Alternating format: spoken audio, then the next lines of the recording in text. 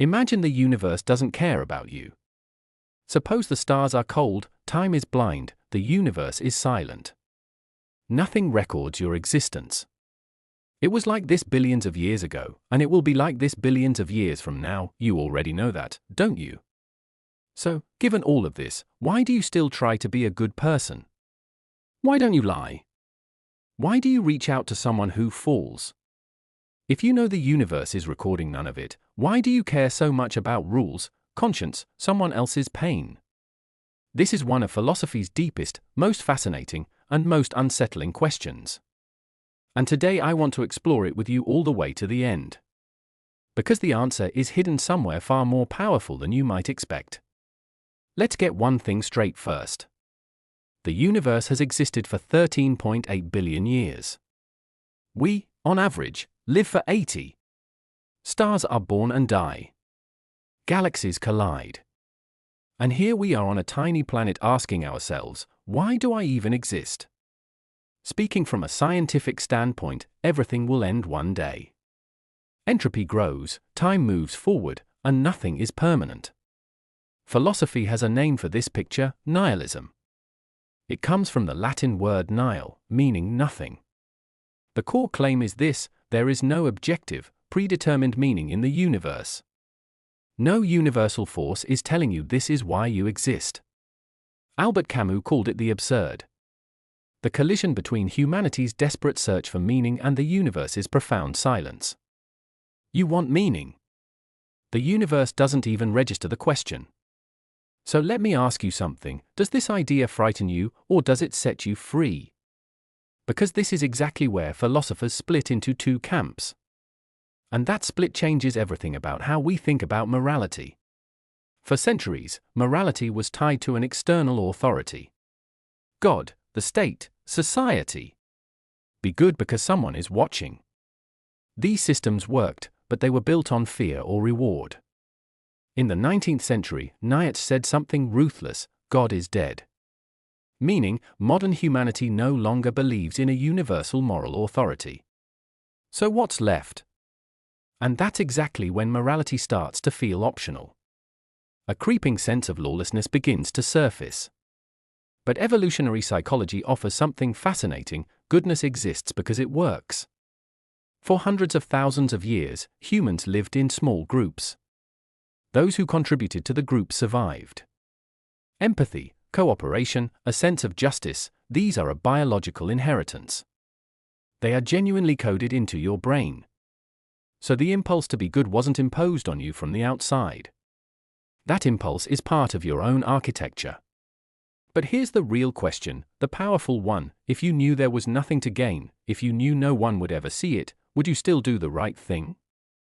Think about this. In every moment of integrity, in every small act of empathy, even when no one is watching, you are building something. That something is your identity. The ancient Stoics said, virtue is not a means to an external reward. It is an end in itself.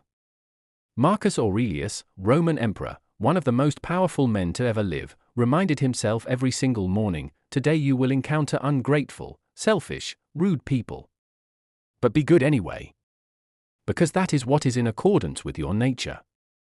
A meaningless universe doesn't force you into a role. And right there, something very interesting happens. What you do when nothing forces you reveals your true character.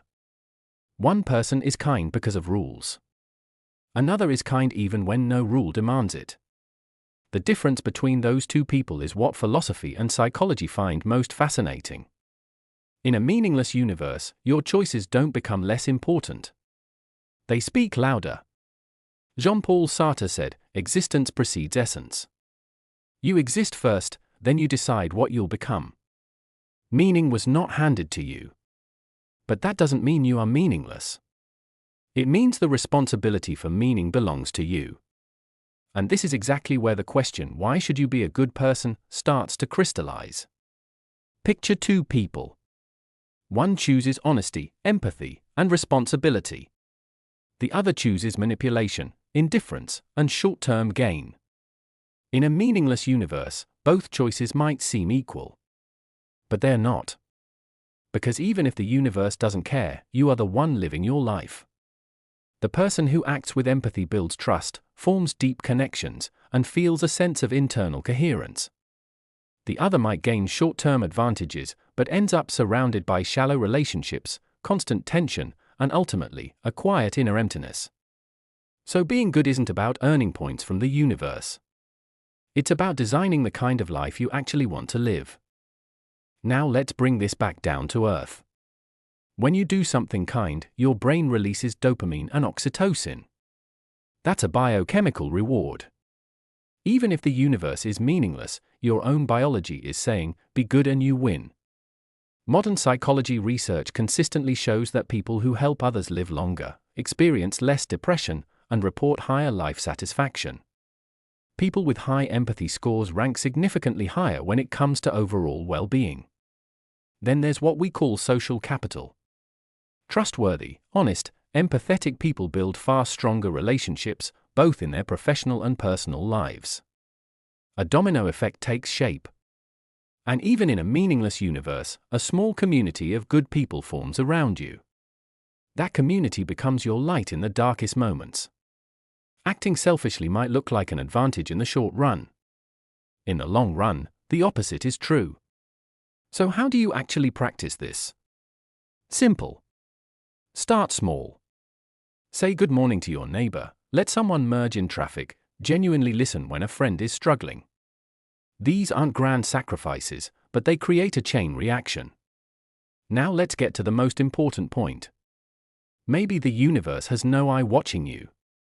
Maybe when you're gone, everything disappears.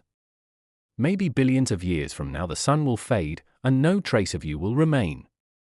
But in this life, you still have to live with yourself. Every decision, every choice, every compromise, they don't vanish into nothing. They accumulate. And over time, they build something, either a life that feels meaningful, or one that quietly feels hollow and empty. Why should you be a good person in a meaningless universe? Because when you make yourself happy, you create your own meaning, and in doing so, you make those around you happy too. And most importantly, with that choice, you say to the universe, I am here, and I make a difference. Camus once said, we must imagine Sisyphus happy. A man doing a meaningless task for eternity, but doing it by choice. And it is precisely in that choice where meaning is born. So maybe the question isn't why should you be a good person? Maybe the real question is, who do you choose to become when nothing forces you to be anything? Because meaning is not found outside. It is built within. Every moment you live as a good person is leaving your mark on that vast cosmic void. And that is not a small thing at all. If this video touched something in you, write this in the comments. For me, meaning is, you finish the sentence. I'm genuinely curious. Don't forget to like and subscribe. See you in the next video.